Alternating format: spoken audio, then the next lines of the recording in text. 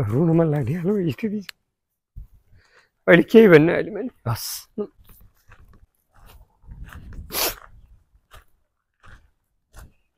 यो चाहिँ कालिका नगरपालिकाको हाम्रो यो सभा हल हो। यो चाहिँ विगतमा चाहिँ पहिला जिल्ला विकास हुँदा नै यो कालिका पदमपुर गाविसमा, त्यतिखेर पदमपुर गाविसमा चाहिँ यो महिलाहरूको पुनर्स्थापना केन्द्रको रूपमा चाहिँ जिल्ला विकास हुँदा नै यो ठाउँमा चाहिँ पुनर्स्थापना केन्द्र भनेर चाहिँ यो निर्माण गरे हो।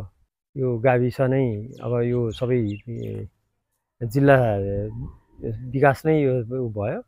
त्यसपछि गाविस भयो, जिल्ला विकास चाहिँ सकियो, गाविस हो। गाविस भइसकेपछि यो चाहिँ गाविसको माता थियो चाहिँ पदमपुर गाविसको। पछि नगरपालिका भइसकेपछि नगरपालिका उताबाट चाहिँ छोडिदिइसकेपछि जिल्ला विकासले चाहिँ यसलाई नहेरिसकेपछि नगरपालिकाले यसलाई व्यवस्थापन सम्वर्धन गर्दै भित्र भग्नावशेष जस्तो थियो, केही पनि थिएन। यसलाई चाहिँ नगरपालिकाले ठुलो रकम खर्च गरेर यसलाई सभा हलको रूपमा चाहिँ हामीले प्रयोगमा ल्याएको थियौँ। अघिल्यै मेयर साहब खोमनारायण श्रेष्ठको पालादेखि नि भने पछिल्लो चरण चाहिँ हामीले यसलाई अझ बढी रङरोगन गरेर नगरपालिकामा एउटा सभा हल छैन, सबैलाई कार्यक्रम गर्नको लागि सहज हुन्छ भनेर यो चाहिँ सभा हल चाहिँ हामी आइसकेपछि यसलाई अलिक व्यवस्थित बनाएर यसलाई एयर कन्डिसन एसी राखेर यसलाई कुर्सीहरूको व्यवस्थापन पनि गरेर एउटा राम्रो आकर्षण सभा हल बनाइएको थियो भने यतापट्टि चाहिँ हाम्रो यो भूमि आयोग, यो राष्ट्रिय चाहिँ यो भूमिहीन दलित र भूमिहीन सुकुम्बासी आयोगको चाहिँ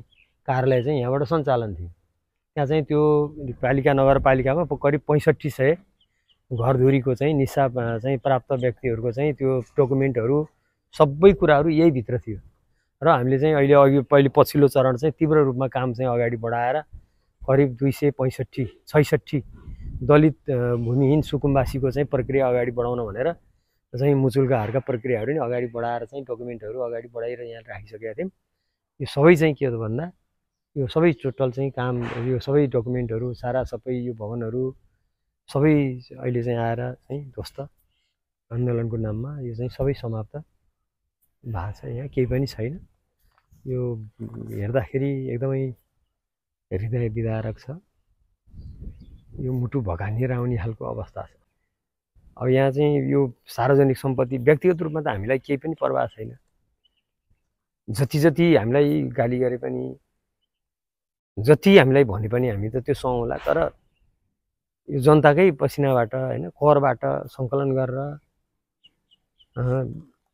यो व्यवस्थापन गरेर हामीले चाहिँ रात दिन नभनिकन लगभग हामी 24 घण्टा चाहिँ हामी मेरो चाहिँ फोन स्विच अफ नहुने र अनि जतिखेर नि कार्यक्रममा जहाँसुकै पनि मिल्ने र हामीले महिला बालबालिकाको विषयमा कार्यक्रमहरू, बालमैत्री नगरपालिका घोषणा गर्ने कुराहरू, अनि उत्पादनको लागि चाहिँ कृषि क्षेत्र, पशुपालन, मह, चिउरी, यो माथिल्लो भेगका चाहिँ विषयहरू, यी सबै विषयलाई हाम्रा ताकतले भेटेसम्म, हाम्रो आर्थिक व्यवस्थापनले भेटेसम्म हामीले चाहिँ वास्तव गरेर आइरहेको थियौँ। यहाँ आएर हेर्दा एक खालको रुन मन लागिहाल्यो स्थिति छ।